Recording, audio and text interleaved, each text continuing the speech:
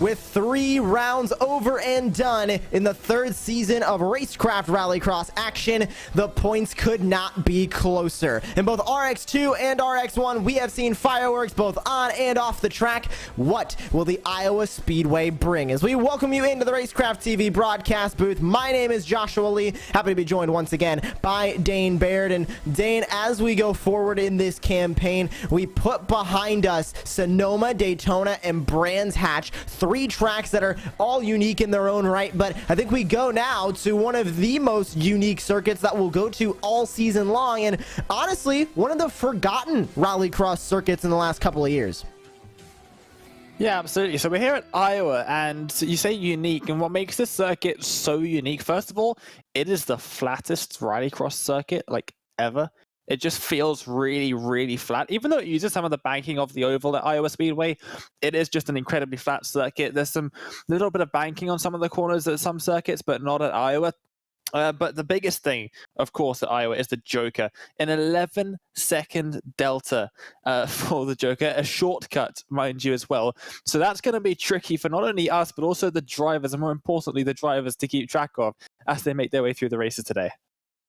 And let's take a look at where we currently stand in the point standings for RX2. And you can see just how close those point standings have gotten. Now, as we go into the points from round 3, we see that with the 2 drop weeks being taken into account, point values look a little bit lower than they did last week at Brands Hatch. Because now, with 3 rounds in, only their best round is currently being counted. So that'll push Tyler Campbell and Zach Knowles over into the top of the point standings, with McKenna, Howell, Williams, Lindy, Sean Winkler, Trevor Teal, Russell Peterson, and Ben Williams rounding out a lot of ties in that top 10, with Howell, Williams, Lindy tied for 4th, Winkler, Teal tied for 7th, Peterson, Williams tied for 9th, as we do have a good bit of new drivers working their way up into RX1, including the current tied for the points lead, Dane. Zach Knowles is moving up.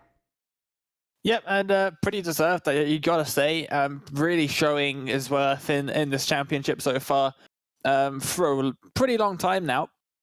Moving up into RX1 will be really interesting to see how he gets on later today, because that is with immediate effect. He's moving up now.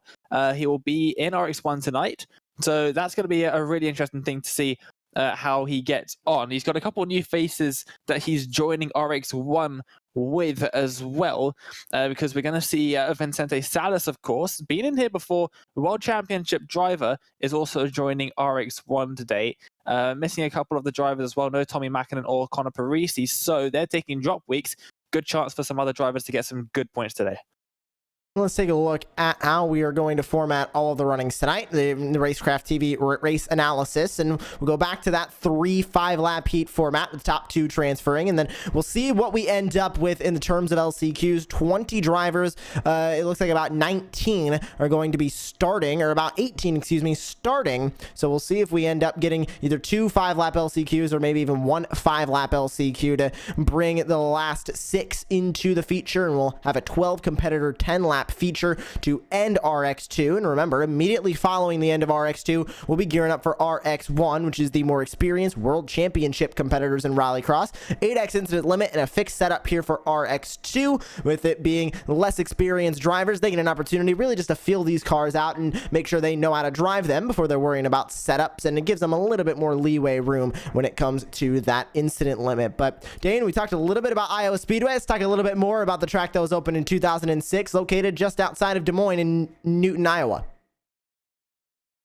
Yeah, absolutely. It's a very, very tricky circuit to get right. It starts off over a jump. The start finish line, the finish line, I should say, is right after a jump. And we've seen multiple times, Josh, where drivers have got the jump slightly wrong, and those pillars are solid. they do not budge. So if you get it to jump slightly wrong, you get the landing slightly wrong, very easy to end up in those barriers. It also seems to be right on the racing line for turn number 1, which is turns 1 and turn 2, dirt and very flat, double left-hander, very tricky to get right, and you exit straight into the Joker entrance. So it's very difficult to tell if the person that you're following is going to veer off to the right into the Joker or carry on and carry the momentum into turns 3 and 4, which transitions to the tarmac at the entry, making that incredibly difficult. You try and go sideways and you end up drifting through those 2 corners and then a couple hairpins to put you back onto the oval for the end of the lap. And we'll take a look at the starting grid now as we get ready to go racing for heat number 1 of RX2. Russell Peterson, fastest time in qualifying. Paul Mikolocic will start to his outside P2. Tyler Campbell, Sean Winkler sharing that second row with Sawyer Gara, Noel Hanna rounding out your top 6. And rounding out your field here in heat number 1, it's Scott Kerr, Trevor Teal, and Scott Bryant. Rafael Franco being an RX1 driver, accidentally joining the session a little bit early on before the RX1 guys take to the track, so he will not be starting in P10s. We'll have a 9-driver heat race number 1 here for RX2. 5 laps on the docket, like always, and we are racing here from virtual Iowa Speedway, and they all dive their way into turn number 1. Up and over that jump they go, as it looks like issues for Russell Peterson already, falling way down the order as they all funnel their way into the dirt section. Everybody now trying to figure their way through, and one driver going to cut the inside as we see a handful of drivers now taking to the Joker, Winkler and Kerr being 2 of them. Trevor Teal's going to join them. Yep, and that you can see just how massive that shortcut is. They're already at the final corner. They skip out a huge amount of the circuit and up and over the jump for the second time across the start-finish line to start lap number 2 already for these folks. So they've got to try and get into some clear air. They've done that successfully. They've got to try and get some good lap times now so they can hold this advantage, because you look a little bit further back and you're going to see a lot of drivers fairly close to them in comparison to that Joker Delta. They're going to get some team laps in, and we see one driver taking to the Joker already, and it's Campbell easily going to come out in the lead.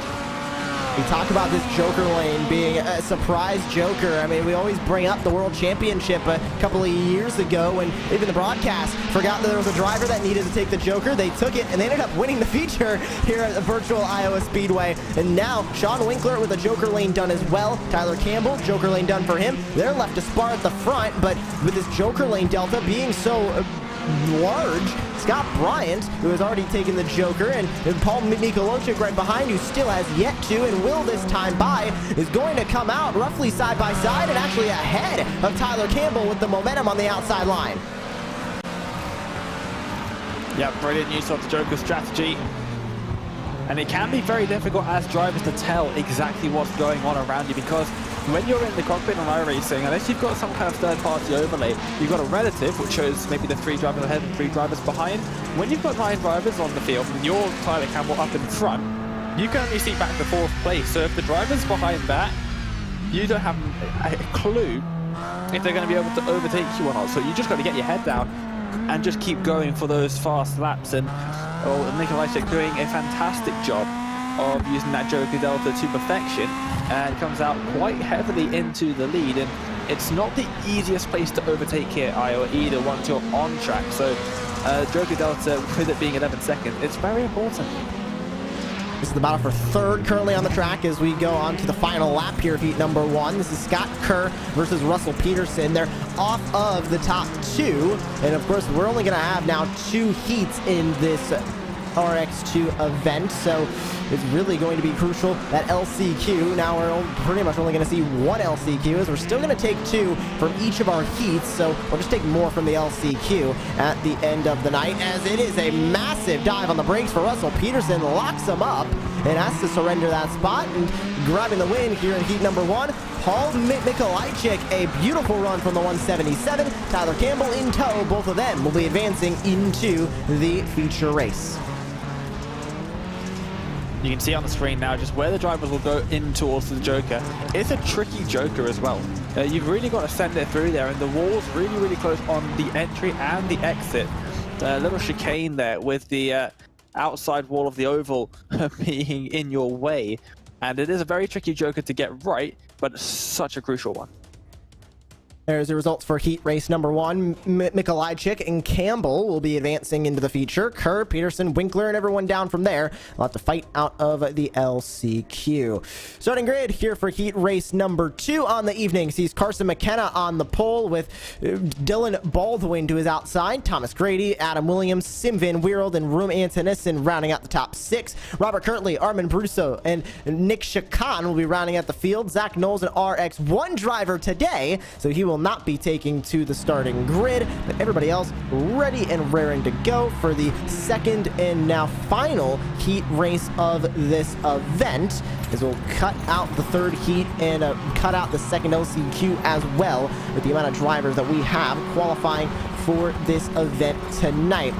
Field stacked up, ready to go. Green light is on, and we are racing for heat race number 2, and it's already a big block to the inside, trying to hold on. That's Thomas Grady is going to get away with the early lead. Sim Van Weerld, Adam Williams back from there, 3 wide. One driver goes way off the racetrack. That looked to be Antonisson. Yep, we'll see them make their way through now. Who goes into the Joker? A couple drivers already down into the Joker and getting a lovely 11 seconds lead. If you're at the front, it can be very beneficial to take to the Joker immediately, because the drive behind are in a big scrap. They're going to be losing time whilst you're out there all alone. Up and over the jump to the top 2. That's McKenna and Grady. They have Adam Williams in tow. Looks like he also took the Joker last time by. So the top 3, Joker lane done. Dylan Baldwin going to be the first driver of the competitors who have not taken to the Joker yet. And it's already a pretty substantial gap. It's about 10 seconds up to Adam Williams in third, which is the last driver on the lap to take to the Joker. And here comes Baldwin in now. Baldwin will overtake Williams, but it's not going to be nearly enough to overtake both Grady and McKenna. Sim Van Weerld will fall into 4th. Williams falls to 5th, and now it's closer at the front, but using the Joker lane wasn't enough to get him into the transfer spots for both Baldwin and Van Weerld. It's certainly going to be interesting to see with the Joker Delta. You've also got to think about Kirtley. Hasn't taken to the Joker yet, 12.7 seconds behind the leader, but that could easily, if they can get a couple good laps in, or even with a mistake from Brady, could possibly end up in those transfer spots. Through NASCAR and IndyCar, I should say. We'll just say oval turns 3 and 4 as they'll dive in back into the infield here at the virtual Iowa Speedway. Still McKenna, still Grady the top 2. Robert Kirtley with an issue, and he gets passed by Room Antonisson, who just worked his way through the Joker lane. A white flag this time by, a white flag next time by, excuse me, on 2 laps to go now, as everybody up here at the front has taken their Joker lane already. This is really a fight between Grady and McKenna for this heat race win, Dane, as opposed to a transfer battle fight, as we have Williams and Baldwin using each other up in their Subarus going through the hairpin corner, and both of them really fighting just for bragging rights and LCQ starting grid position as they fight for 3rd, and that's a big dive to the inside by Williams and a crossover move from Baldwin. Beautiful defense from Baldwin just to give the inside line, see that Williams are going to overshoot it ever so slightly, and then just cut back so harshly. And it was brilliant stuff to keep that position, or to regain the position into those final couple of corners. Just a few corners left for all the drivers to make their way towards the end of this heat race, and look how close they are in towards the hairpin. There's still going to be a little bit of contact there, tiniest touch of contact. Make their way through towards the final couple corners now. As they fight for 3rd, that's a big move to the inside for Williams, and Baldwin fakes him out. Move to the inside, Williams with contact, but at the line for the transfer spots is McKenna and Grady. I bet you didn't think, if you were just tuning in, that Baldwin and Williams were racing that hard for 3rd. Well, they were. They both will transfer to the LCQ, and they miss out on the feature by about 3.6 seconds.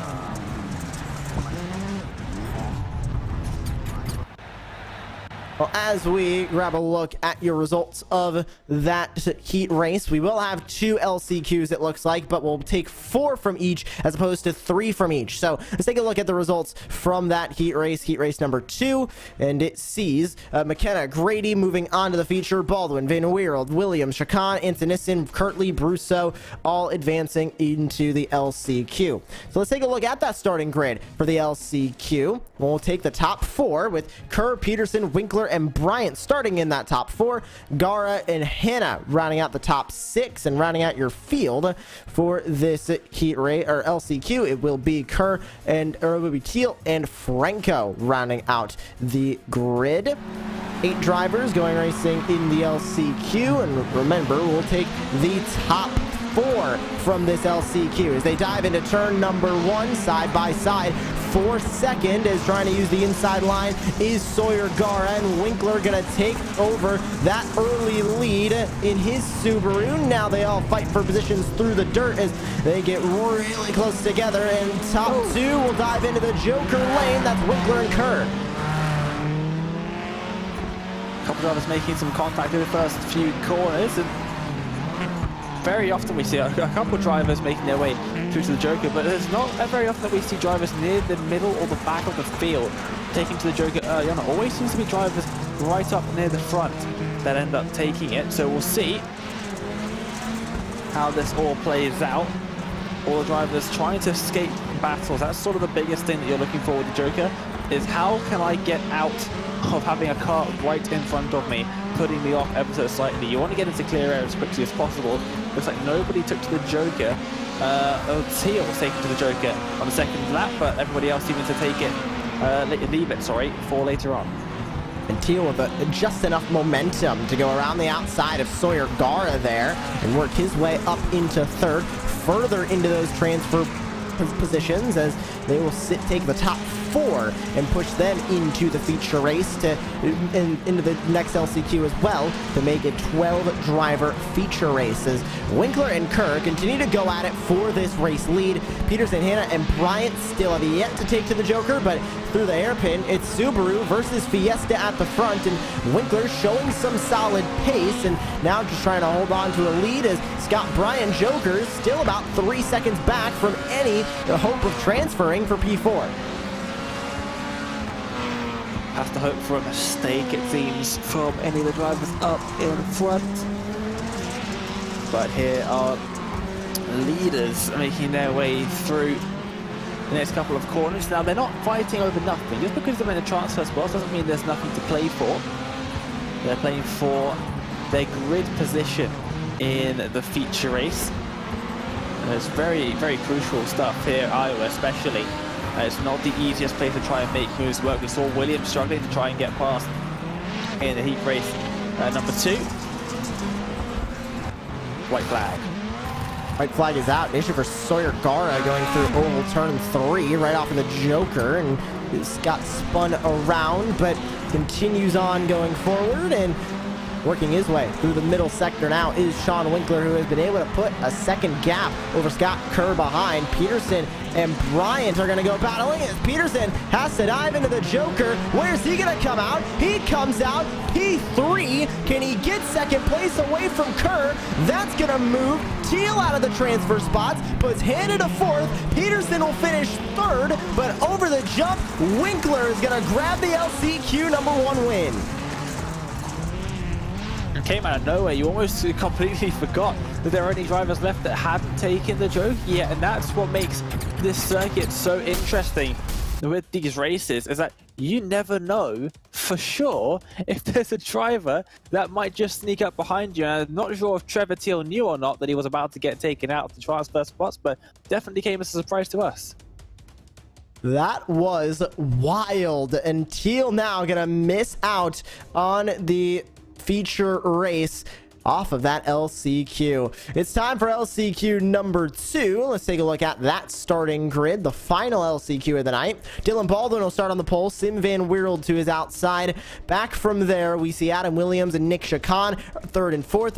Room Antonessen and Robert Kirtley, the top 6. And rounding out the field, Armin Brusso will be 7th, and Zach Knowles graduating up to RX1. Accidentally joined the RX2 session. That's just fine. We've had Dane do that here before. So he'll be racing in RX1, and he won't take the grid in P8. And Dane, I had to get that dig in there. I just had to. I mean, it was right in front. Yeah, it happens way too often for it not to be right there for you. So, but you know what that reminded me of? That just finish that we've just seen is 2018 World Championship where Garrett Lowe won at Iowa, and no one noticed for a good 15 seconds.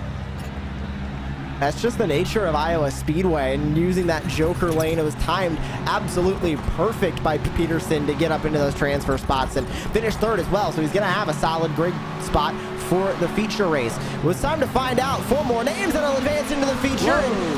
Not a great start in the middle line from Dylan Baldwin. He falls a little bit now, almost outside of those transfer spots. They'll go side by side over the jump. Anson isn't going to take that spot. Chacon there as well. Adam Williams currently is trying to pull away. That's Anson isn't trying to pull away at the front, is now diving into the Joker. That's Adam Williams in the 1. He'll grab the early lead. Does anybody else Joker? And it looks like no. Everybody else stays on the normal line. The only Joker lap participant is Adam Williams on the opening lap.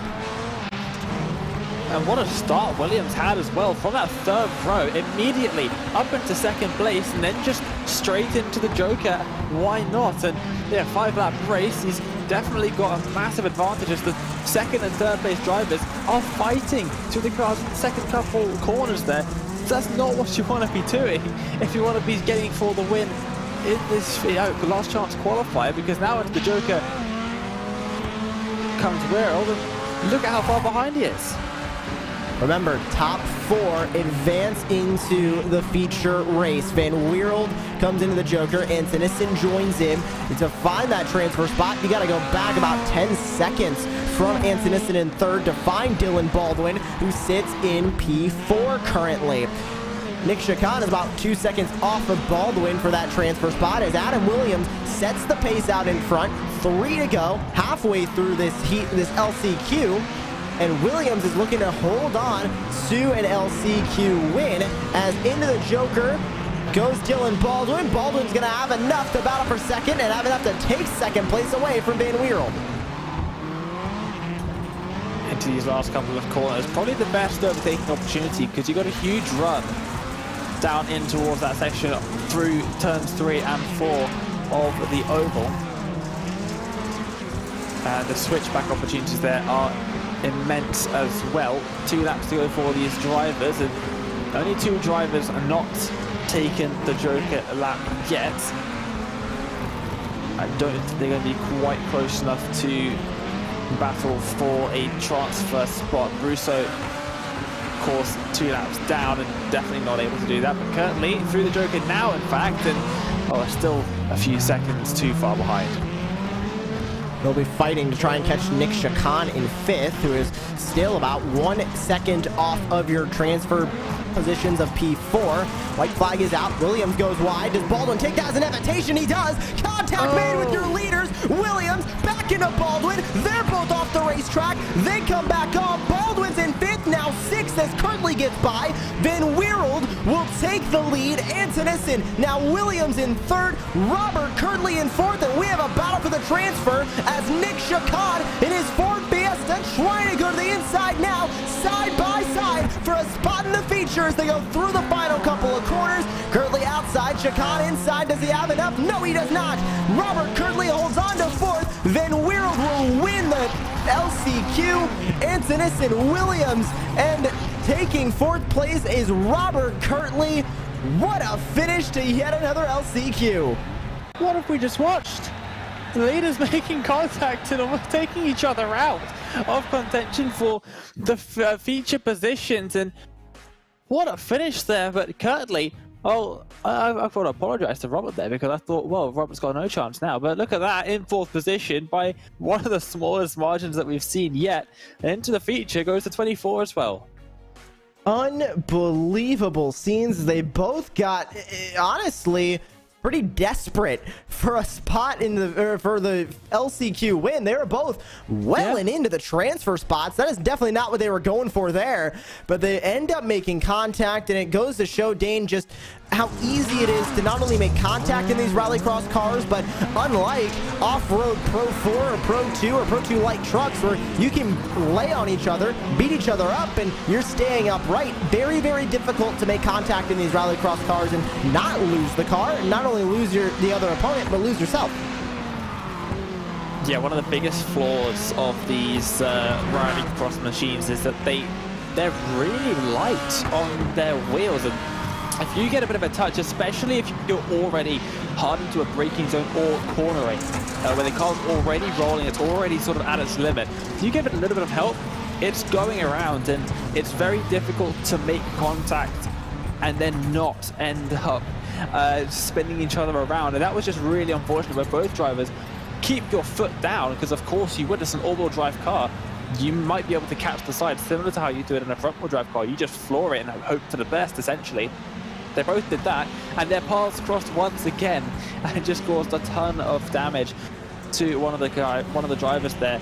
Unfortunately, they aren't going to make it to the feature, but yeah, what a finish. Those pro trucks as well, as you mentioned, easily some of the best racing on the service. Oh, I know, as I've been covering the Off-Road Championship Series for the last couple of weeks, and shameless plug, finale this Wednesday with a very close battle between Connor Berry and Keaton Swain. You have to be there, you have to watch it, but right now, it's all about iRacing Rallycross, and it's all about the feature race of RX2 that we are about to get started, and grabbing that pole position for the RX2 feature race. Paul Mikolajczyk will start on the pole. Carson McKenna, Tyler Campbell, Thomas Grady, and Sean Winkler rounding out the top 5, with Sim Van Weerld rounding out the top 6. And rounding out your field, it's Scott Kerr, Roma Antonessen, Russell Peterson, Adam Williams, Noel Hanna, and Robert Kirtley. 12 drivers will take the green flag here from virtual Iowa and go racing in the final race of the night for RX2 as the time will expire for the grid.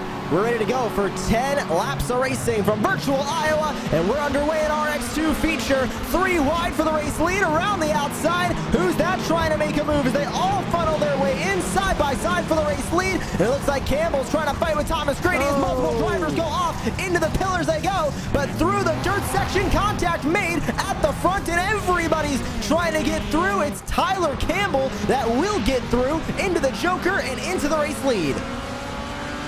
There's only 2 drivers left that can win this race without further contact or further controversy. The massive incident into the first couple of corners there. Drivers off the circuit into the wall before the race had even started officially when they crossed the finish line. So huge contact, a massive mess of drivers in the middle of the first couple of corners, and Campbell had a huge lead.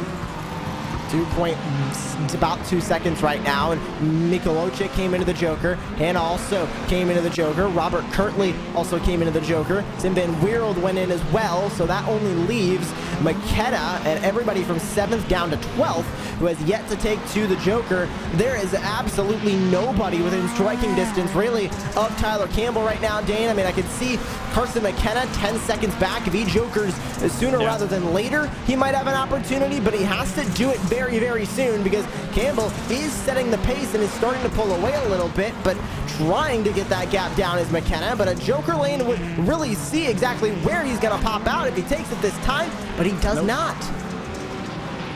Yeah, do you know what? McKenna cannot see Campbell on the relative, so it's absolutely no idea what the delta is. And Campbell equally cannot see McKenna, so this is where it gets so tricky for the drivers. When do I take the Joker? Because they don't know what the deltas are. So this is going to be really interesting. Both drivers just have to get their heads down and try and set as quick a laps as possible. Campbell's obviously also got to worry about Mikolajczyk just behind too, because although that gap's just over a second now, it's still enough to be filling the mirrors of the driver of Tyler Campbell. So, oh, here comes McKenna into the Joker. We'll see now. Oh, into the lead. Carson McKenna takes the lead, and by a considerable margin as well, 6/10. That means Campbell has some work to do now from second place as they fly over the jump, a flat land for Campbell in the 37, but now that gap being 7/10 of a second for the race lead. With halfway done, halfway to go, McKenna now has to put on a show to try and hold off Tyler Campbell, who is falling back at the current moment. Yeah, McKenna found some pace in that number 11 Subaru. Just about half race distance though. So there's still 5 more laps for Campbell to try and catch up a little bit, but no more Joker strategy for the lead of this race. It is now purely down to the drivers on the circuit in track position. Getting close through the dirt section was Campbell. 5 laps to go. 3/10 now make it 4/10 the gap as they go through the asphalt portions of this track. A very, very technical asphalt portion as well, especially when you're going through all of these hairpin turns and then spinning right back out onto the banking of the oval. And another very, very tight left-hander. I'd say, Dane, this is one of the most technical tracks that we have on the iRacing service for Rallycross, specifically all of those tarmac portions that, I mean, the dirt is very difficult, but there really is not a ton of dirt on this track. It's just these 2 corners. Yeah, but it's almost exactly the opposite of somewhere like Charlotte, which is, I think, we calculated this before the last World Championship, it's something like 83% or something dirt at Charlotte. This is almost entirely tarmac, and it's a completely different style of driving. You've got to minimize your wheel spin as much as possible. The more your wheels are spinning, the less that you're going forwards, and that is the biggest part. Heavy braking zones as well on the tarmac, and something you don't see very often in IRX circuits is these really heavy braking zones for completely tarmac corners, hairpins, with curbs on the inside. It's very tricky for the drivers and very different to what you usually see. 3 laps remain. Maybe 2 to go this time by, and Campbell now has to deal with Mikolajczyk that sits behind him, because look at that gap for the race lead. 1.7 seconds now, make it 1.8 down the straightaway. McKenna with another perfectly timed joker, this time not to put him into transfer spots, but put him into the lead of the feature race. And as they run currently, nobody's holding a candle to Carson McKenna, but Mikolajczyk is getting close to Campbell with 2 to go. He's trying to catch up to him, but Tyler Campbell with a feature race win this season is still setting the pace over Mikolajczyk, but it's not going to be enough to catch Carson McKenna.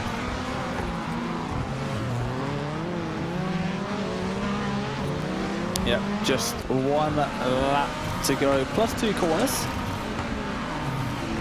Heavy braking zone, one of the most awkward corner pairs on the IRX calendar as well, these final 2 corners, because you've got a really tight hairpin to the left and then immediately an open hairpin to the right, straight into the dirt and the jump.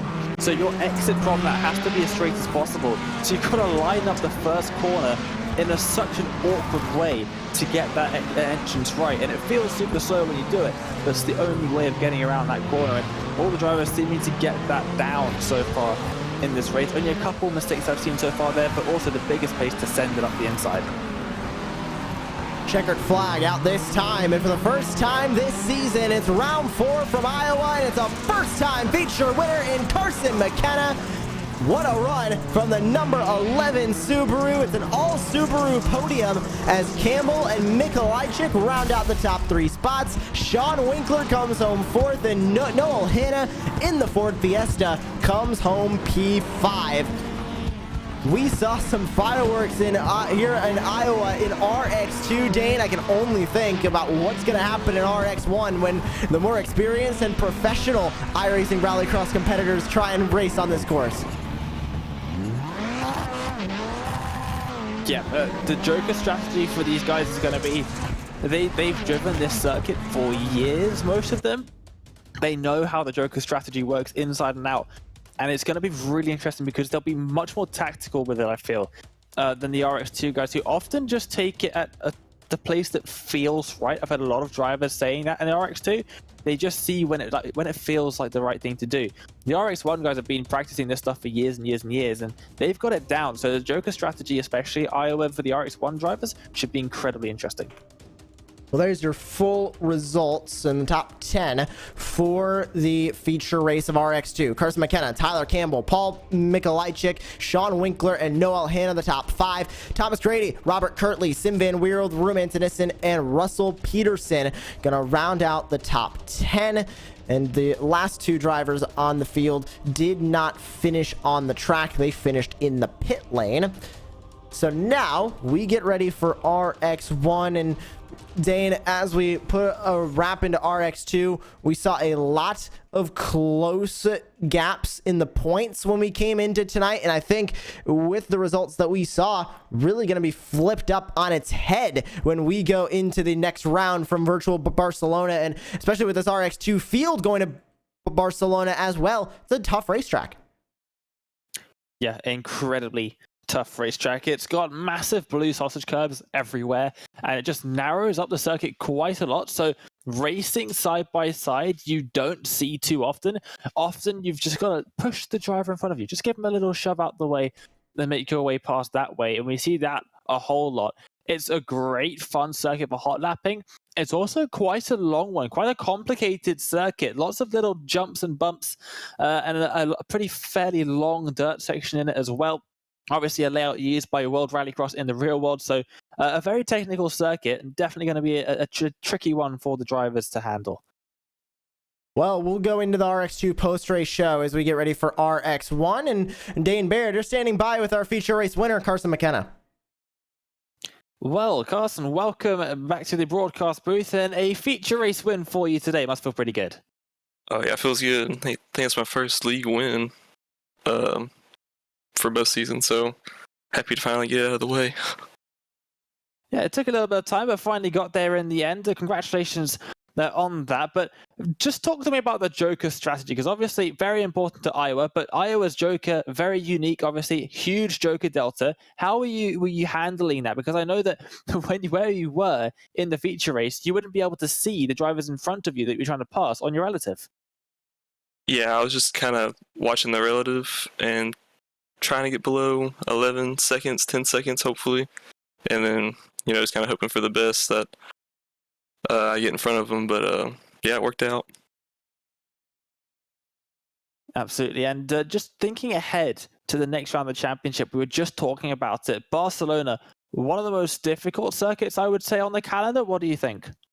Yeah, it's definitely a technical track.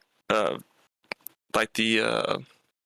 I can't remember what corner it is, but there's multiple corners, I guess, that can pretty much ruin your race. Definitely. And a couple of drivers being promoted up to RX1 as of immediately. Do you think you might have a chance of maybe taking a championship here this season? Possibly. Depends who gets moved up, how different races go, but I mean, that's the plan, so I hope so. Well, Carson, thank you very much for coming to join us, and congratulations on that feature race victory. Just before we let you go, is there anyone that you'd like to give a shout out to here on Racecraft TV? Yeah, I just want to thank Team Watson Racing and James Watson for taking me on this week. Just looking forward to working with them. Well, thank you very much, and we will see you at Barcelona. All right, thank you all. Great to hear from the race winner there, Josh. Yes, and we actually do have a little bit of extra time to spread out our post-race show just a little bit, and we're going to be able to talk now with Tyler Campbell, who was another fast driver in RX2, but just couldn't get it done. Tyler's joining us here in the broadcast booth now, and Tyler, close for you here from Iowa, but just was not enough. How was that race from your perspective down there on the track?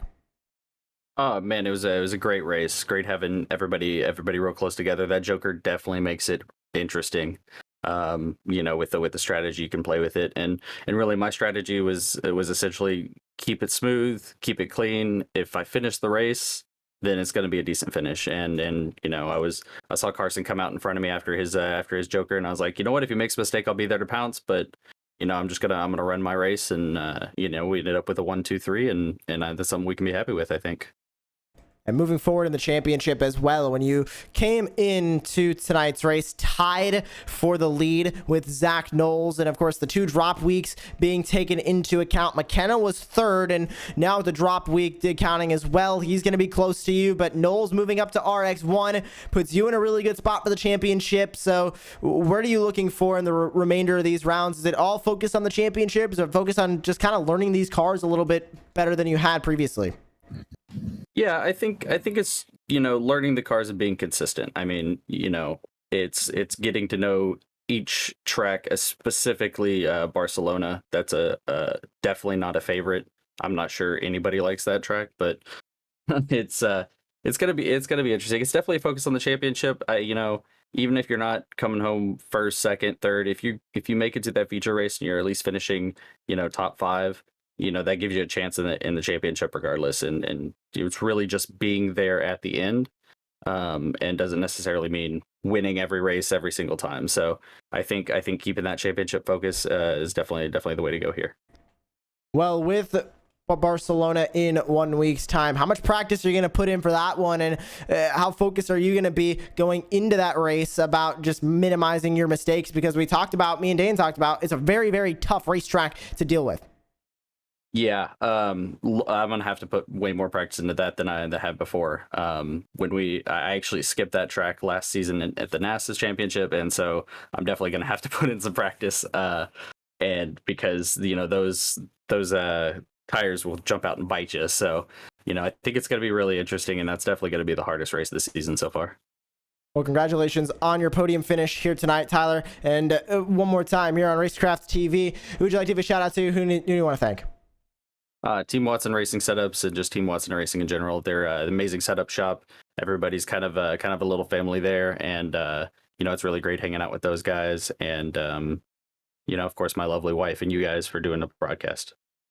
And thank you for joining us once again. That's Tyler Campbell. He finished second place here tonight in RX2 from Virtual Iowa. And putting an end to RX2 now, Dane, and this championship is going to get closer, because when we began this season, we didn't really know what to expect. Last year, we saw a domination from Connor Barry. Of course, Barry now not competing in any rallycross this season, but with Campbell now being a battle between him and Carson McKenna, they are very, very close in the points, leaving Iowa, and it's only going to get more interesting as we go over the halfway point in the series next week.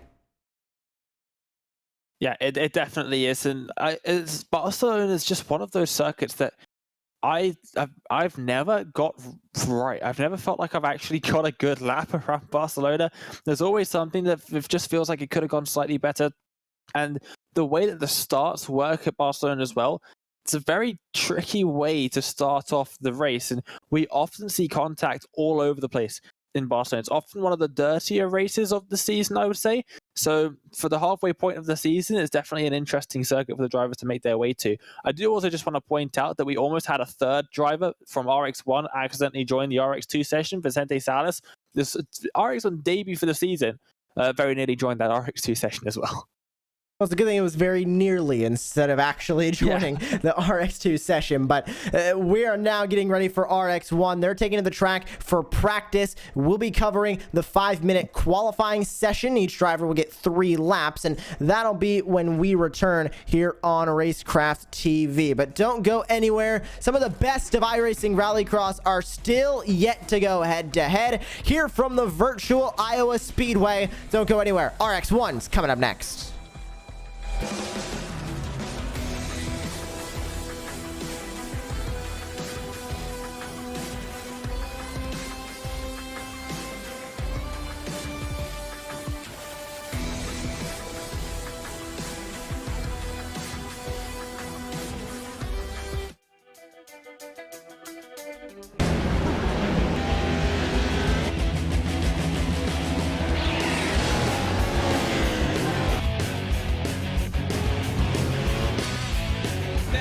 It's a good launch from the inside as they start to fly over the jumps on the run down into turn number 5.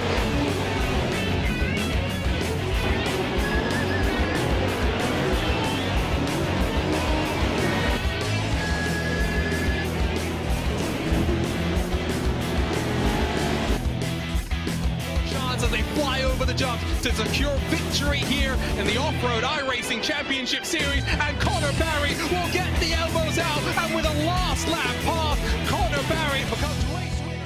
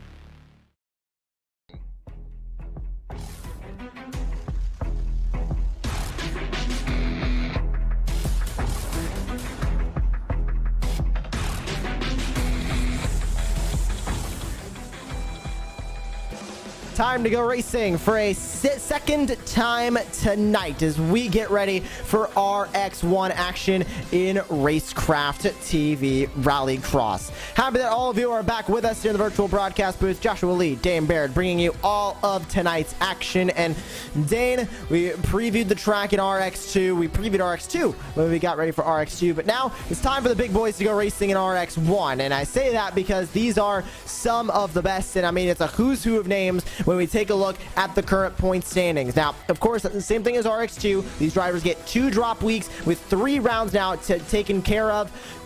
Only the best points paying round is being formatted for these drivers, but I mean, look at the top. Rafos, Makinen, Fox, Maines, Parisi, top 5, all former world championship competitors. And we look back, Adam Alderton, one of the best to never compete in a world championship. Luis Nunez, one of the rising stars of the last season of the world championship. And Martel, Rufus Lindo, Edmondson to round out that top 10. This is an eclectic group of drivers that now are racing for a championship. And if you notice that Christian Rafos Lindo has also got Rafos in his name, it is Jakob Rafos' cousin, I believe, and both of them young prodigies in IRX and really, really quick drivers, and that's why they're up there in the top 10. But yeah, star-studded field here in RX1. No World Championship in Rallycross this season, this year, it seems, on iRacing, so this is pretty much the best place for the drivers to be in. They are flocking in massive numbers.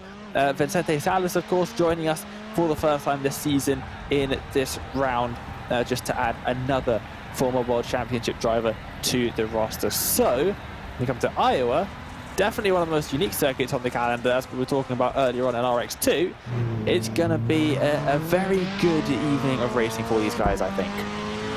And there is Vicente Salas as he gets ready to go racing once again here in RX1 and Racecraft Rallycross. There's the California native, a former World Championship competitor, now competes in the NASCAR Coca-Cola iRacing Series. As he'll go up and into P number 3 on the board currently, as we have 22 drivers that are taking time here at Virtual Iowa, and your current leader of qualifying and in the points as well is Jacob Rafos. Garrett Maines looking to lay down a better time, but he's going to go off the edge of the jump, and that is a rather unique way to get stopped on the jump. Tony Hawk grind session there as he goes grinding to a halt off the edge of the jump. Yeah, you think actually really funny is that that's happened before, where a driver has ended up there and got stuck because none of the wheels are in contact with the ground surface. There are a few places on iRacing you can just completely get stuck and beached, and on the edge of the jumps is one of them. Very difficult to do, but it definitely has happened in the past. So not something you see every day. A car grinding up the corner of the jump there. That jump has been the scene of many an incident, though, Josh. Just for thinking back, I remember Jake Robertson in the qualifying series, sorry, in the World Championship Series itself in Iowa last season, getting sent off the jump and flying off onto the infield there. Yeah, very difficult jump to get right, especially when you have, say, 12 cars making your way through there at the beginning of a feature race. We'll take a look real quick at the race analysis. Now we have 22 drivers that'll be competing here in RX1. And as we take a look at the race analysis, the only thing different from RX2 is the 6x incident limit and the open setup. These are a little bit more experienced drivers. They're expected to not be slamming into each other nearly as much, and they have that open setup available to them, with a lot of these drivers also being on professional esports teams. They have the setup builders that can make their setups. So it's not only a race of how good are you at your racecraft, it's how good of a setup can your team or yourself build here in RX1. 3 5-lap heats, the top 2 will transfer, and we'll see how many will transfer from our LCQs, but with the increased field of 22, we can expect it to be top 3 again to make a 12 competitor 10-lap feature. let's not waste any more time. It's time to go racing in RX1, and we'll take a look at your starting grid for the first heat race of the night. Jacob Rafos, points leader, and is able to qualify on the pole position here for RX1 heat race number 1. Josh Fox to his outside, the Pennsylvania native. Francois Martel, Zach Knowles, a newly graduate, up into RX1, will start in P4 with Josh Edmondson and Carlos Cabanella gonna round out your top 6. 8 drivers will take the green flag here in Heat 1. Damian Jensen and Steve Angie will round out the 8 drivers that are ready to take the green flag. As we go to live photos, we can see that Jacob Rafos line up on the front row, ready to go racing for RX1. As we await now, looks like just Edmondson and Ainge to take it to the starting grid, but it's going to be an intense run down into turn number 1. We've seen a lot of shakeups in the field in that run down the pseudo Iowa Speedway pit lane. The pit lane being above that wall there, where the edge of the pylon is, and where they are currently now, just a little bit of a Legends car back straightaway when Legends cars race at the virtual Iowa Speedway. But it's time to go racing. Green flag is out in RX1 heat race number 1, and they race down into turn number 1. A little bit of argy-bargy for the lead, but out and into the front of the pack goes, it looks to be Francois Martel, who's falling back on the outside line as everybody funnels their way through in the lead. It looks to be still Jacob Rafos, as no joker from your race leaders. You have to go back to Martel to find the first joker. Cabanella and Ainge going to be the 3 to take the joker. Jacob Rafos from lead to 4th as he stays on the normal line. Yeah, but we pretty much saw the first few drivers make their way into the Joker every single time in RX2, so something completely different that we haven't seen yet here. There's Martel all the way out in front onto the tricky left-right. Those sausage curves are huge. You do not want to be anywhere near them coming through on that tarmac section. Any Jokers a little bit further up in the field, and we have got one in the background. Is that Knowles? No, it's Edmondson making his way into the Joker. It's going to come out all the way in 2nd position, but not close enough to get out and lead. Still has a bit of a gap now to deal with on Francois Martel, but he will go into the transfer placements. Jacob Rafos, now from 5th, has got a little bit of work to do as he goes over the jump, and you can see him already setting up for that left-hand dirt corner as he comes over the jump. It's 8.5 seconds the gap. He seems to be within that Joker lane delta, but Danny still is waiting for the perfect opportunity, maybe waiting for the last lap, and anybody else behind him not having an opportunity to react. Yep, definitely is something that the drivers do love to do, especially on these shortcut Joker laps. You just leave it right to the end. And we see it time and time again.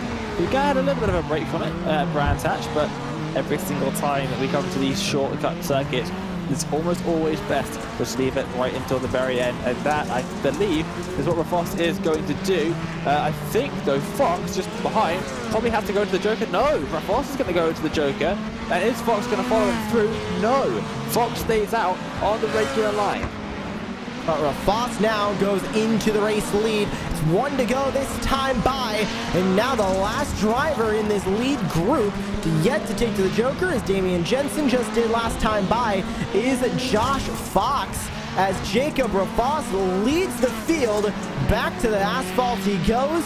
What is Josh Fox going to do as he sits now in P7? Through the dirt goes the Williams Esports entry. Joker lap this time by. Where's Rafos? How's this going to affect the lead battle? Rafos will keep the lead. Fox is all sort of sideways off of the Joker, but he will go into the transfer spots. Martel to 3rd, Knowles to 4th, Edmondson to 5th, and winner of heat race number 1 is Jacob Rafos. No wonder he's the points leader. He's still winning from Iowa Speedway.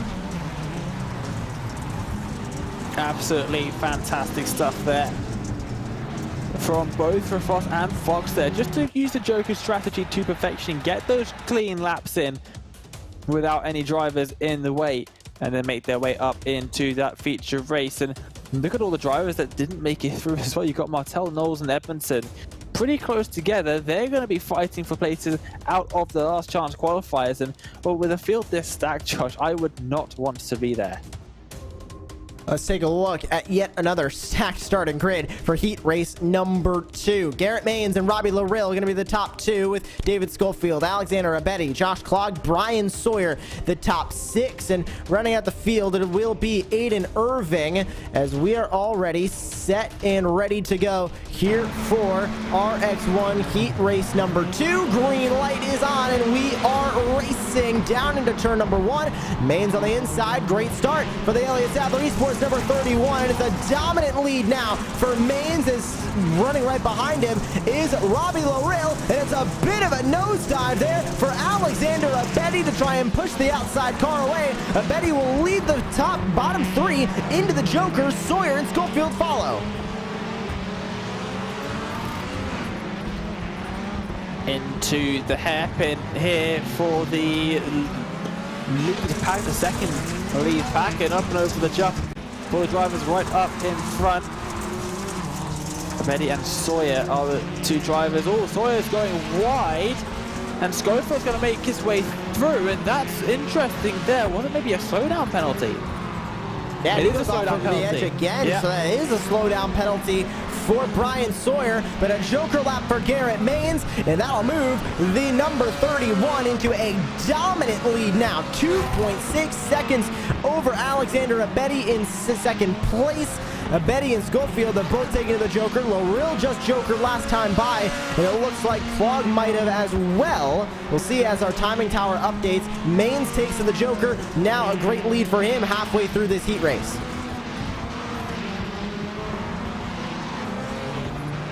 Now making their way through. Long hairpin on the left-hand side. Very tricky corner to get completely right as well, but here is Robbie Larill. This is important. Leading car, not taking the Joker just yet. So, this is a driver we've got to watch out for maybe some transfer positions when he does eventually go down into the Joker. I'll try and get ahead of Abetti in that second place.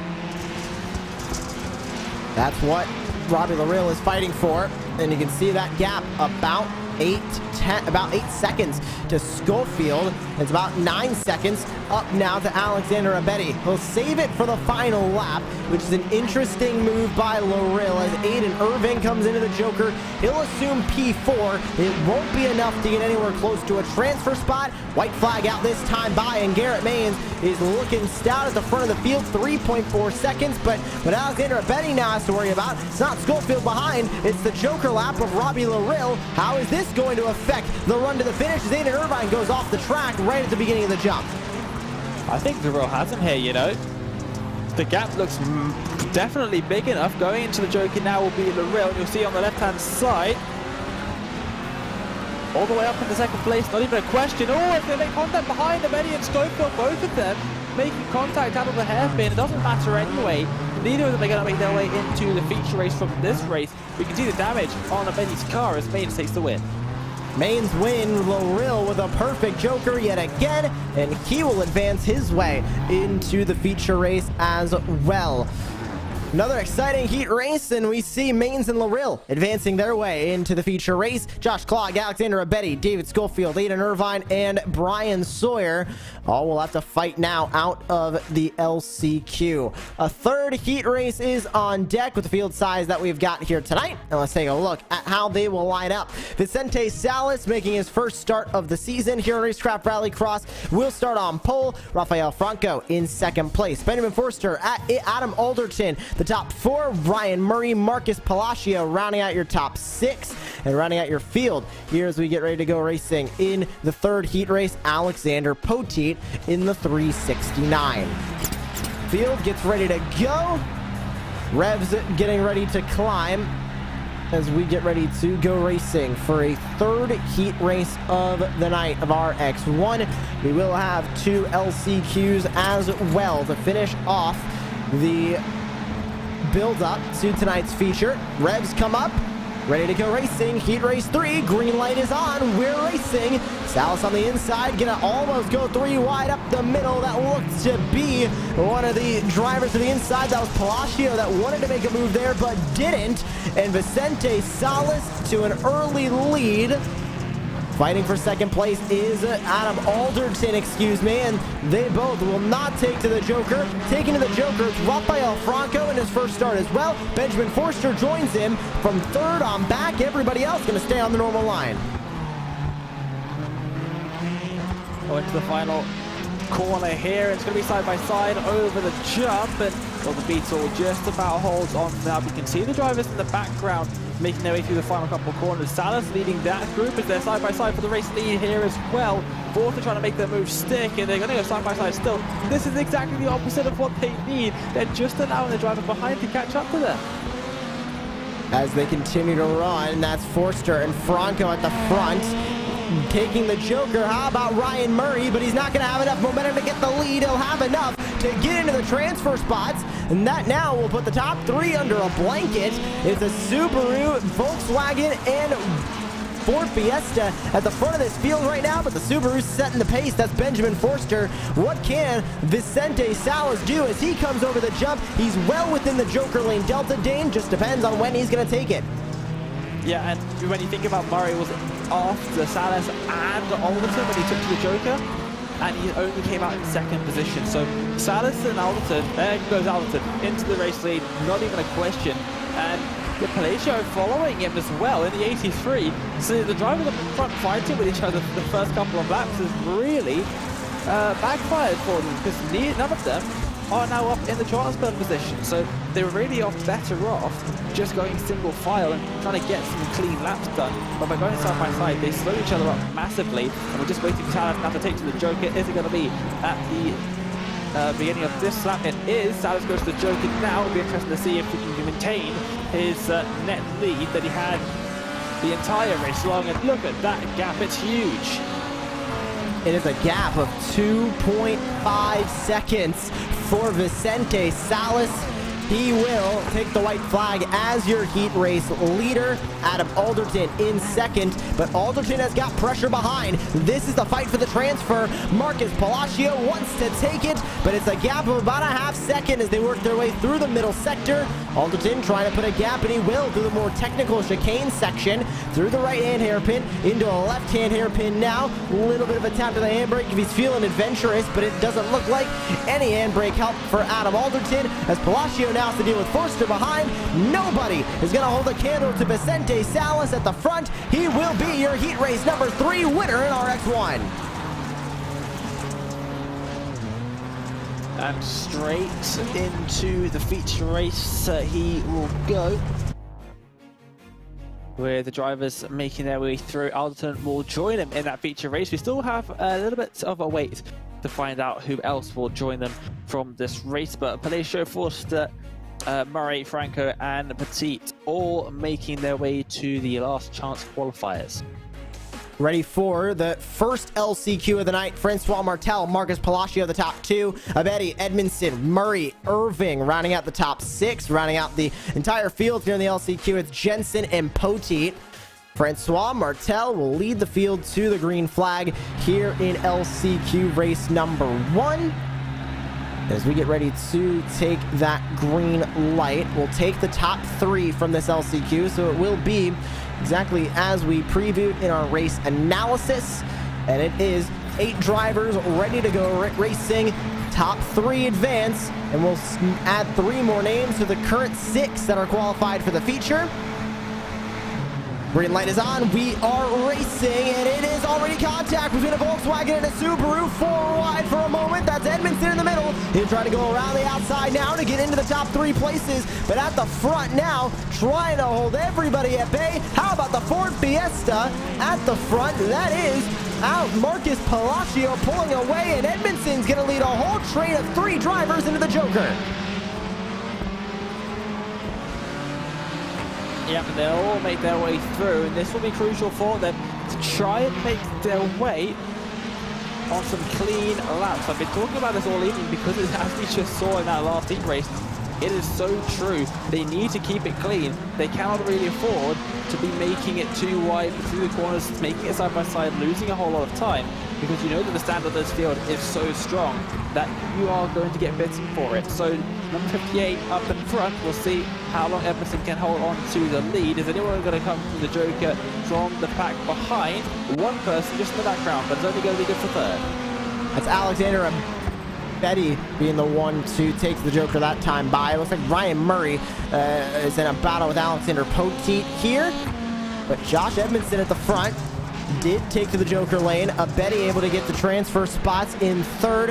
Aiden Irving also has taken to the Joker. That leaves the Ford Fiesta of Marcus Palacio as the first driver yet to Joker. Does he do it this time by? No, he does not. A little bit of a grass touch on the outside line as he goes back to the tarmac, but Palacio still needs the Joker, Murray still needs the Joker, and Poteet still need the Joker as we've got a battle brewing for the race lead currently. How about Edmondson versus Martel? 2 to go this time by.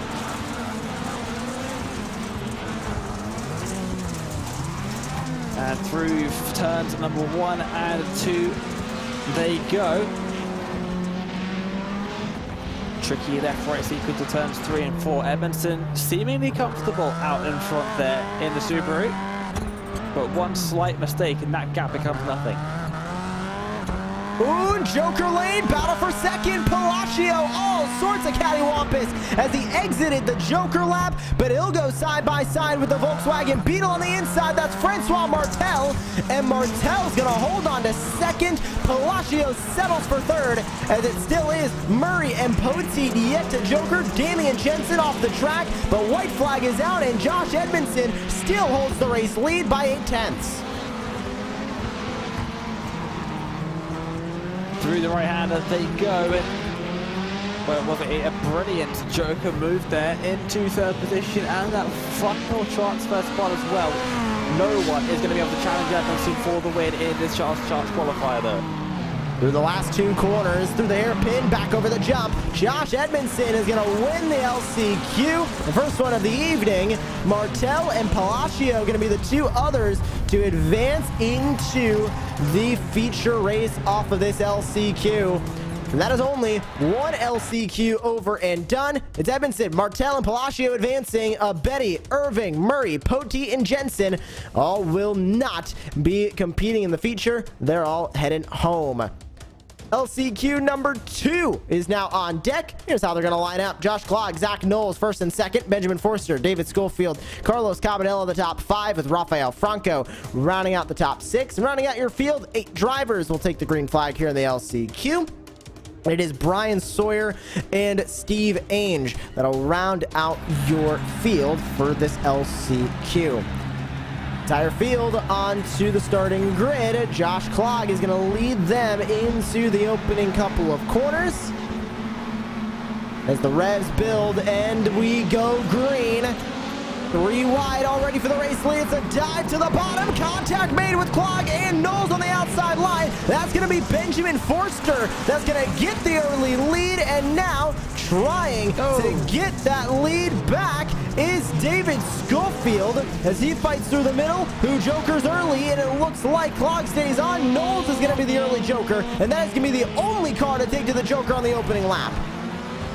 Couple of cars out of the race already, and off of the jump. Huge moments for a couple of drivers going sideways, and then driver ending up in the inside wall. I told you was going to happen. When we have a bunch of drivers starting over that jump, it can get very dark very quickly, and unfortunately we've lost a couple of drivers from the race already, but they're almost 3 wide here over the jump, and oh, massive sideways moment just behind, and Sawyer is into that pillar, I think. He's able to keep going, but he will end up towing it back to the pit lane as more jokers at the front, and Josh Clogg is going to take the lead away from Knowles. Top 3 now, all with their jokers done as Clogg and Schofield come in. Knowles gives the bumper to Josh Clogg, and to the lead of the LCQ. Right back goes the 099.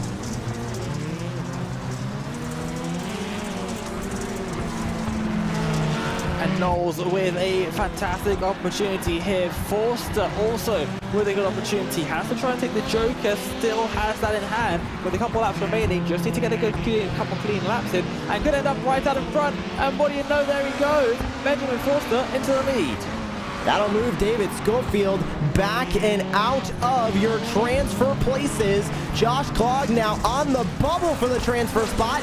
And with 2 laps to go now, Benjamin Forster leads the way. Knowles in second by 1 second on the gap, with Josh Clogg all over his back bumper. A mistake from Schofield is going to take him out of the running.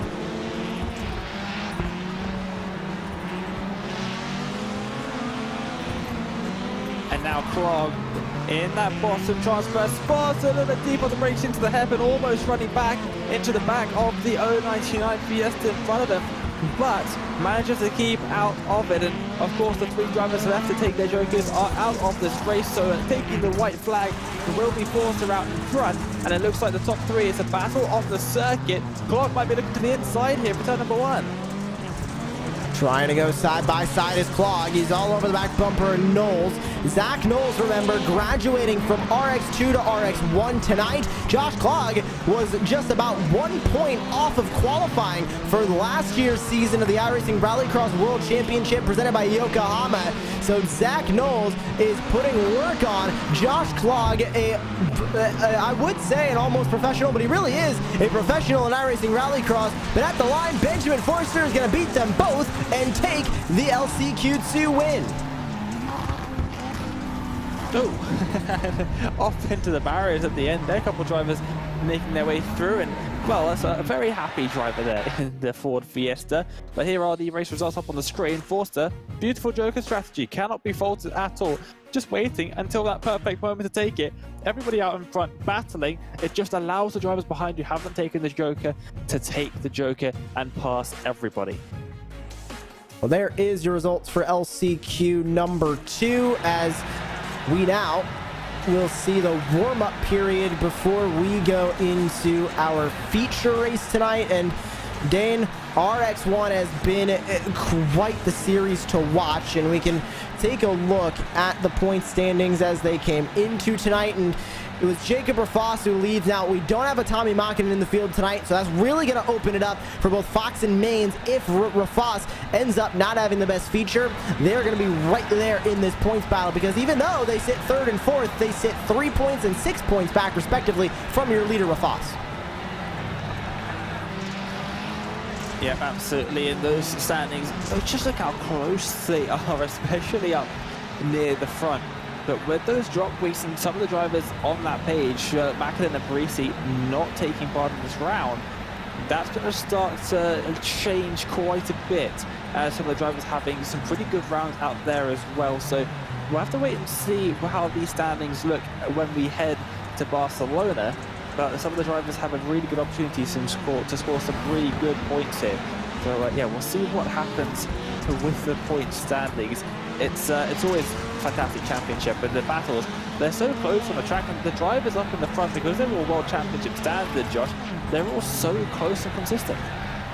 And they are just so close to each other in terms of speed. It really is one small mistake, and you're going to have a lot of drivers that'll be trying to get by you. I mean, looking at the warm-up period right now, top 6 separated by less than a second in hot laps. And it was very, very close in qualifying as well, but it's time to get going into the feature as the field continues to warm up for about 2-1, and now we get ready to take to the starting grid here for the RX1 feature race.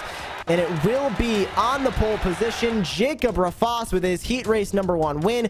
Garrett Maines will start to the outside in 2nd place. He was your heat 2 winner. Vicente Salas, winner of heat number 3, will start 3rd. Josh Fox, Robbie Larill, and Adam Alderton, all your 2nd place finishers when it came to those heat races. And back on the 2nd page of the grid, it will be Josh Edmondson, LCQ1 winner, Benjamin Forster, LCQ2 winner, Francois Martel, Zach Knowles, both runner-ups in the LCQ, and Marcus Palacio and Josh Clogg, both 3rd place finishers in their respective LCQs. Well, we have waited all night for this moment, the RX1 feature race, and the energy reaching its boiling point now as all 12 sit on the grid. We're ready to go racing from virtual Iowa. The lights go green and we're underway in the feature for RX1, and it's a lightning start to the outside for Jacob Rafas. Mains battling with Fox. Mains and Fox gonna make contact. Here comes Vicente Salas into the picture, but into the lead. Josh Fox to second. It's Jacob Rafas that'll lead the field through the dirt section for the first time. Who jokers? Mains is gonna decide that he wants an early shot at the joker, and the 31 will get out to an early lead. Martel and Palacio join to round out your top three. Yeah, Mains now has a whole lot of open track to try and get some good laps in. The rest of the drivers a little bit further on. Huge battle side by side with drivers making their way through along that first lap, so we'll see how that ends up. But Rafos still leads that pack. Fox just behind Salas in third. So those three drivers, all World Championship drivers of course, making their way in that second pack of cars. Is anybody going to take to the Joker on lap number 2? Nobody out of the top 3. A couple of drivers further back it seems so. Robbie Larill into the Joker. Benjamin Forster into the Joker. That'll round out your top 5 of all drivers that have taken the Joker so far. Jacob Rafas now will be your first driver yet to Joker. And of course the Joker talk here at Iowa Speedway, Dane, more than a lot of other tracks because it is so crucial. You can be 15 seconds back, take the Joker, and all of a sudden you're battling for the race lead. Yep, and it is really immediate because it's a 1 second transition between taking the Joker, and here goes Salas into the Joker now, sending it through. Where's he going to come out? In second position, but with a run on Mains, not quite close enough to make it for a move into first position. In the lead still is Garrett Mains. Vicente Salas sits in second on the chase as well, as they work their way now through the third section again. 4 laps down and plenty more left to go from virtual Iowa. Mains leads. Salas not getting close enough to make anything work through the asphalt section. He'll have to stay on behind, but still your first driver yet, the Joker Rafas. Here he goes into the Joker. What's the gap gonna be like? He almost comes out side by side with Mains, but it will be enough to get a 7/10 gap for the race lead as Jacob Rafas goes to the front of the pack. Adam Alderton and Francois Martel make contact. They both drift their way through the second and final corner. Martel holds on to 4th, Alderton 5th. Huge scenes there through the final couple of corners, and Alderton not able to use that Joker as effectively as he would have liked, and still stuck down in that 5th position. Good opportunity to score some points and potentially overtake Conor Parisi in the championship as well. So Alderton really needs to try and get ahead of Martel, but is falling back ever so slightly. The Frost still out in front then, with Mains just behind and closing in that gap as well into the heavy braking zones. 6 laps now in the books, 5 laps to go. And Jacob Rafas with a good lead right now, but we know how aggressive Mains can get. I mean, I think about the eNASCAR Coca-Cola iRacing Series All-Star race, and I mean, he was very, very physical to go from the open into the feature, and he now gets very, very physical with Jacob Rafas, gives him a shot through the hairpin, but not enough to stay close. Still 7/10 now, 6/10 the gap as they go back to the braking zone.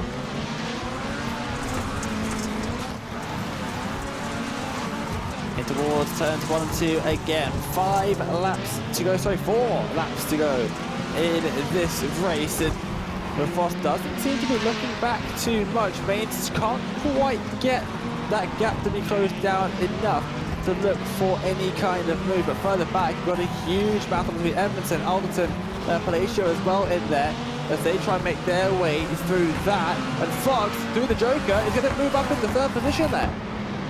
And he's going to move into the lead battle as well as Vicente Salas sits at the tail end of this group, all separated by 2.5 seconds on the track. And Jacob Rafas still leads the way. 3 to go, and Mains is going to start running out of time here, Dane, unless he makes something happen soon. Josh Fox is going to be breathing down his neck as well as the top 4, all Subarus, trying to run away from the field.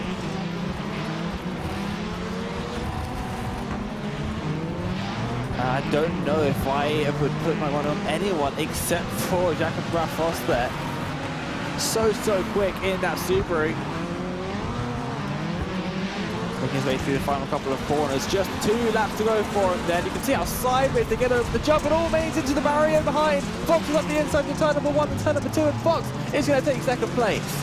Fox goes to P2. Main's now going to fall to the bottom step of the podium, and with 2 to go, here comes Vicente Salas as well. A homecoming for Vicente Salas in terms of iRacing Rallycross, as Edmondson gets by Martel for P5. It still is now a 3-car battle, but it's going to be for second place, as taking the white flag this time by, it will be Jacob Rafas in the 13, looking to put an even bigger gap for his points lead as he sees the white flag from Iowa.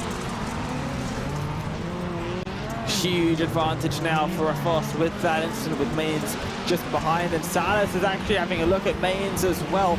Wants to try and take that third position off of it in the final lap, but didn't quite make it work through turn number 2. Tries to get a late apex lunge up the inside. Rafas just 2 corners to go to take the win.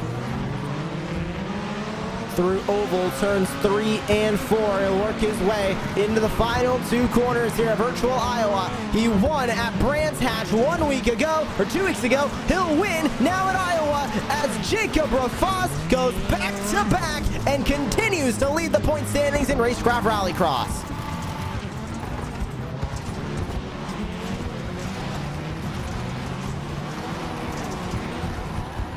Brilliant stuff there from Rafas. Never really looked like you could doubt it. And some victory donuts there after what was a very successful event for him as well. A good haul of points. He'll get maximum points. It was pole position, heat race win, and feature race win. For Jacob Rafas, he takes home the grand total of 29 points. Josh Fox comes home second. Garrett Mains, Vicente Salas, and Zach Knowles, your top 5. Josh Edmondson, Josh Clogg, Francois Martel, Robbie Larill, and Marcus Palacio. We're going to round out your top 10. Rounding out your field in the feature race, it was Benjamin Forster and Adam Alderton. Everybody did finish on the lead lap, and nobody ended up finishing from the pit lane either. As we wait for our top 3 to work their way into the Racecraft TV broadcast booth, Dane, another exciting race in RX1, and RX2 was exciting as well. I just think that's the Iowa Speedway. I would love to see more of this track in iRacing Rallycross. Yeah, it's the Joker that makes everything so intense. Is that the Joker Delta being 11 seconds means that you never fully know what is about to happen. And when you see Josh Fox, we're focusing on the top 3 drivers, all of a sudden it's top 4 because Josh Fox has appeared seemingly out of nowhere. And yeah, just some fantastic racing can come out of that, and some really great strategy as well. So the drivers, I think the drivers enjoyed as well. I think it's sort of an underrated circuit, I would say, in Rallycross. Well, let's not waste any time by talking to your podium finishers, and we start with race winner Jacob Rafas. And Jacob, now 2 in a row for you in Racecraft Rallycross. I know this has to feel good, especially on the road to a championship. Pretty good to get a win. Last time out at Brands Hatch, I was didn't have a quite good feature, but now we're back at the top again, so I'm happy with that. And moving forward in the campaign as well, with Barcelona being on the horizon and a lot of very tough racetracks still left on the schedule, how focused are you on the championship, and how focused are you on the other drivers in your championship hunt? Are you focused on trying to make sure you beat them, or just get maximum points each week? I'm just trying to get maximum points each week. It's like, yeah. And yeah, going like, yeah. Into Barcelona, I don't know how the points is, but yeah, might be good, but yeah. And yeah, I'm just trying to maximize out, not like focusing on anything, just trying to win it, you know? And with Barcelona now left, and this is 2 weeks in a row, maximum points for you, pole position, heat race win, and feature race win. Can you do it in Barcelona again? Make it 3 in a row, taking home maximum 29 points? Yeah, we'll see. I don't know yet, because I have not driven that track in a long time. But we'll see. Well, Jacob, thanks for joining us in the Racecraft TV broadcast booth. Who makes it all possible for you? Who do you have to thank tonight? JB Race Sports, Channel Tire, Dirtfish, and Vision Wheel, and all the guys at JB for helping me. Well, thank you very much for joining us here in the broadcast booth. That's Jacob Rafoss, yet another feature race win for the number 13 machine. And now Dane Baird will be standing by with our second place and podium finisher. It's Josh Fox. Josh, nice little opportunity for you there to get up into second place. But first I wanted to talk about, I always like to ask the drivers about this. At Iowa, with that more or less 11-second Joker delta, how difficult is it for you as drivers to figure out what is actually going on overall in the races? Yeah, it's pretty unique how much it cuts the track. There's really not another one quite like it, but I think what helps is if you are waiting to take it, you can see pretty well the people in front of you that you were racing with previously going around those last two hairpins, and you can kind of tell if you're losing or gaining or when you might want to take it to merge as good as possible. So being able to see ahead actually physically where those cars are at is a pretty big help. And then talk to us about the feature race itself. Obviously, taking to the Joker and coming out in third place just behind Mains. But then Mains, of course, just tapping the wall on the out just after the jump, it seemed. Yeah, it was a fun race overall. Definitely good battling, and you don't like to really, I don't know, see people make a mistake and get it just off of luck. But for me, it was one where I expected to kind of keep closer to Jacob there. I made some gear change in the setup right before the race, which was actually not so good, and fell behind Mains after taking the Joker, and also clipped the wall and one of the hairpins that bent my left rear as well, which didn't help either. So I was glad just to be in touch with those guys and have an opportunity to keep in the podium. And talk to us about Barcelona, which is the next circuit in the circus. Very tricky circuit. I think almost everyone agrees on that. What are your thoughts of it? Yeah, I like driving the track a lot. Racing is super tricky because there's really no good place to pass, and the Joker gives you such a big advantage in lap time on the lap after you take it. So the strategy is definitely amplified, and there's a lot going on with the merge there as well. And yeah, just it's a fun track, really fun to drive. But certainly you got to be well prepared and ahead of the race, especially when people are as close as we are in this league. Yeah, the driving standards in the series and how closely matched everybody is it's always fantastic to see. Josh, thank you so much for joining us, and congratulations on that second place finish in the feature race. Just before we let you go, anyone you'd like to give a shout out to here on Racecraft TV? For sure, definitely appreciate everyone at Racecraft who puts on the show, and thanks to the whole group at Williams Esports. Give us this great looking Subaru out here to put up and toward the front, and hopefully get a few more wins this year for BenQ, Chill Blast, Fanatec, Playseat, Heisenfeld Pedals, and Team Racer. Yeah, thanks again. Oh, thank you very much, and we will see you in Barcelona. That's Josh Fox, second position in that feature race. I also just wanted to quickly say, on the replay, you can see the wiper moving back and forth. I haven't seen that before. I believe it's always been there, but I know the drivers were using it, especially tonight with all the dirt getting kicked up. But now we continue with the post-race show. Garrett Mains joining us here in the broadcast booth. And Garrett couldn't get back to victory lane tonight, but it looked like a solid run for you, especially with a lap one Joker, which we haven't really seen from you RX1 guys tonight. What was the strategy call there? Well, I can't seem to get off the line in this series. I don't know what's changed. No matter what I do, I spin the tires, and I never had this issue before, but I can't figure it out. I don't know if it's a diff setting or just me not knowing how to get off the line anymore. But that has been a struggle all season. I feel like I'm kind of losing the races off of it nowadays because every single time I'm losing a spot. And this time I got netcode off of Fox, which, swung me wide, and I had no option. I mean, I was either going to follow behind them or try to get, clean track, and that's what I got.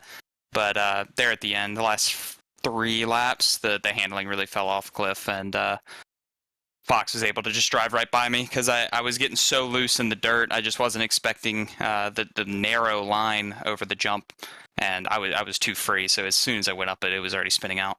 I was aimed straight at the pillar for the start-finish line. I thought that was going to be the end of the race, actually. But I guess at the end of the day, I can't complain. I ended up on the podium, but I feel like I threw away what could have been a second place still. I don't know. I just didn't put it all together today. Thought it was going to be a good shot. And going to Barcelona in 1 week's time, we haven't really seen it on the Racecraft Rallycross calendar, and only I've seen it for one season on the World Championship calendar. Is it a bit of an unknown for you, or do you think you have a decent amount of laps laid down there that you're pretty confident going in that you can get back onto the podium again? Let's just say if I'm on the podium next week, I will have a much better attitude about being on the podium.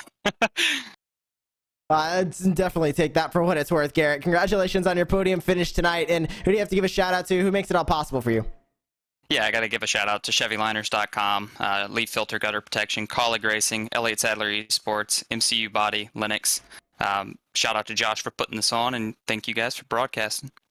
And thank you very much for joining us here in the broadcast booth. That's Garrett Maines in the number 31. He finishes on the podium. Third place tonight for him. And Dane, we go to a wild card track, to say the least, in 1 week's time. Round 5 from Barcelona. We will put half of our 10 race calendar behind us when the checkered flag flies there.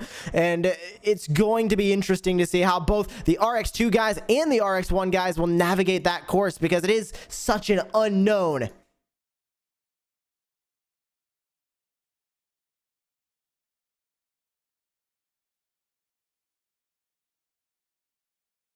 Sorry, I was speaking to myself on mute.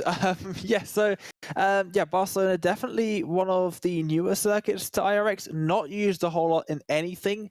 Racing, very difficult there. It's very narrow, very tricky circuit, very technical circuit.